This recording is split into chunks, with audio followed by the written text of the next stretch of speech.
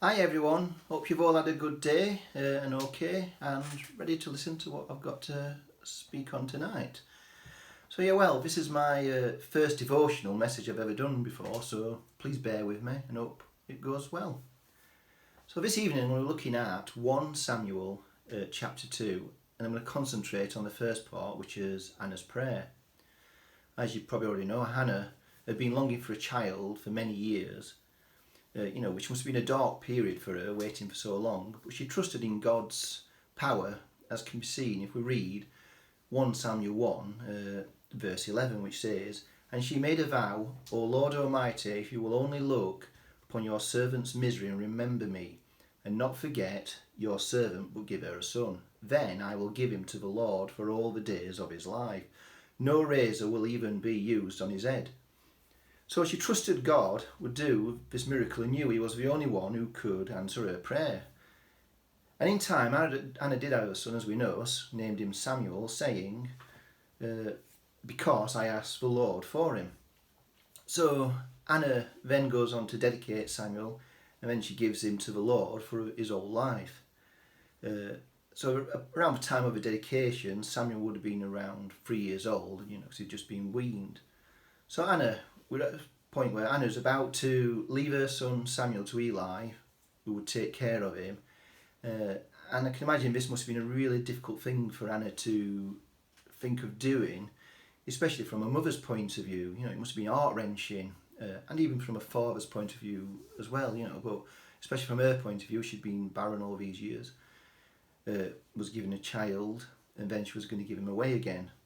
So Anna's prayer is, in a way, it's a poem from a caring mother who is giving away her only son as she had promised. So in effect, at that time, she was about to be childless again, so it would be daunting for her. She wouldn't have known at that time, when worshipping God and giving her son to him, that she would go on to have another 5 children. So I'm going to concentrate in a bit more detail now on verses 1 to 10 and bring some thoughts out of that as follows. Verse 1, "Then Hannah prayed and said, My heart rejoices in the Lord. In the Lord my own is lifted high. My mouth boasts over my enemies, for I delight in your deliverance." So, reading that, one key point that stands out is that Hannah rejoices in the Lord. So all of her joy at this moment is not concentrated on a child, Samuel, but in God who has answered her prayer. So she was thankful to the Lord, and this is all we can ask of him. And then Anna goes on to say, "My own is lifted high." It's my own is lifted high seems strange to us now, but it was a term own be used in them days, and in this context it means to be restored to a position of honour and strength. It's an amazing thought, that, from what she'd gone through. So now she has an honour and strength has returned. So Anna's prayer is indeed it's an important prophetic prayer, I believe, starting with immense joy for the Lord as she's lifted to a position of honour and strength, and even as she's about to give her son away. And in verse 2 we read, "There is no one holy like the Lord, there is no one besides you, there is no rock like our God." Anna says, there is no rock like our God.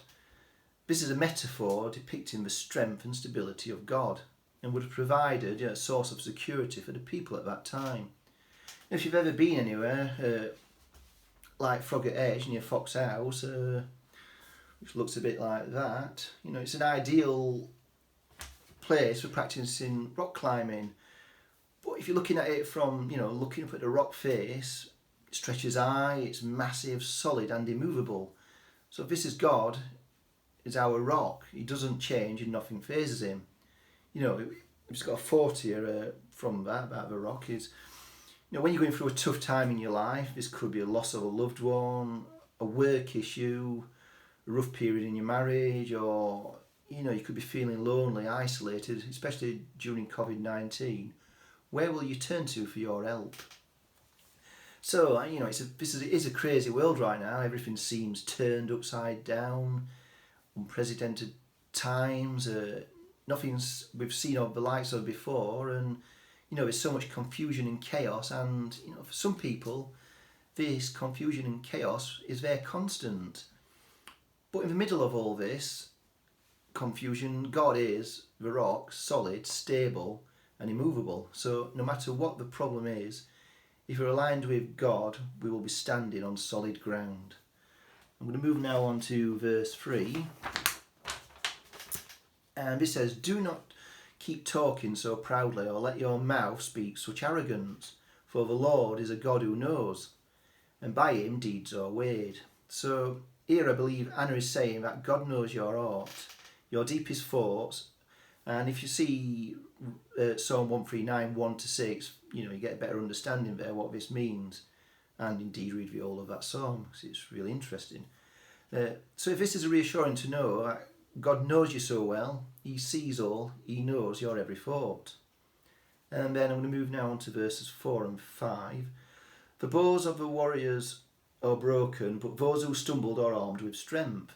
Those who were full hire themselves out for food, but those who were hungry are hungry no more.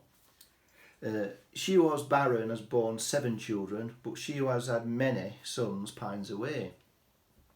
Here Anna's probably drawing on everyday life experiences of life and shows that God often works opposite to our expectations. It brings about surprise.